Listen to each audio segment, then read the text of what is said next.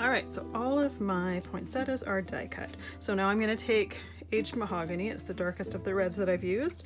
I'm just taking a blending brush and I am adding a little bit to the center of each flower just to make it a little bit darker in the center.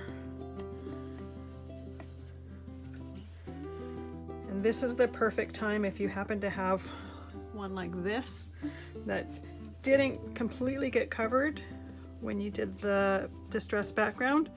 Use your blending brush and that just takes the starkness out of the white so it's not quite so noticeable.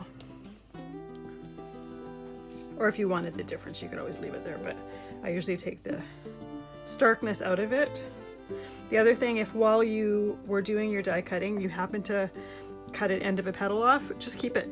This particular one here, there's a petal cut off there, but once the flower's together, you can't tell.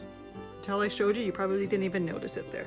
So once you've got all your centers inked, what I like to do next is take my finger, I hold the center of the flower, and I roll the petals around my fingers. Just give it a little bit of curve, makes the petals a little bit more realistic. To me, this looks much more interesting than a completely flat flower, especially when you're doing something like this that has a lot of dimension, a lot of curves to it. You want the flowers to look a little bit more natural. And even though we're doing them with paper and it's not exactly perfectly natural, it just looks a little bit nicer when your petals are bent. I'm going to do that to all of these. Now I've got my heat gun heating up right now and I'm going to use them, or the heat gun, to glue two flowers together. This I found there was too much openness right behind the petal, so by gluing two of them together it's going to make a fuller flower and it's going to close up those holes. So I take my glue gun, just add a drop to the back, and then see how I have a petal that's got two joined on each one.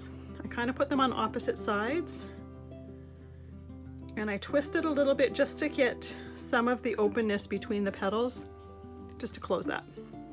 I'm going to do that with all of these flowers. Now for both of the final designs that I showed you, I used 7 full flowers, and I've got 1, 2, 3, 4, 5, 6, 7, 8, 9. I'll have 10 here from just die cutting that one sheet of paper. So I definitely have extras, which is perfect. Again, I love having extras. You could always use your extra bits to make a card or something else.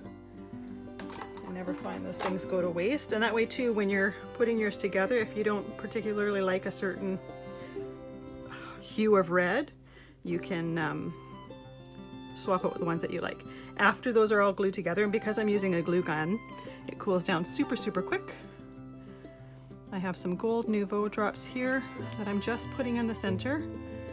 And I'm doing it kind of, I'm not making it completely smooth. I want it to have a little bit of texture in the middle of that flower.